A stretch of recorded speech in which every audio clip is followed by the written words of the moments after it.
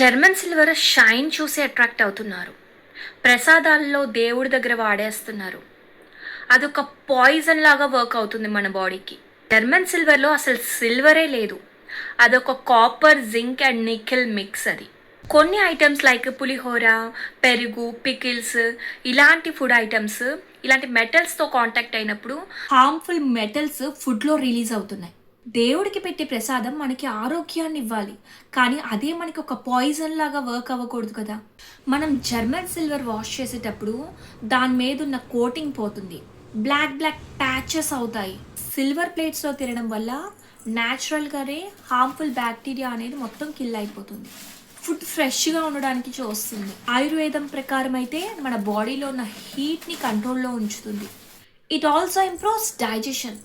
మంచి investment plus healthy life style.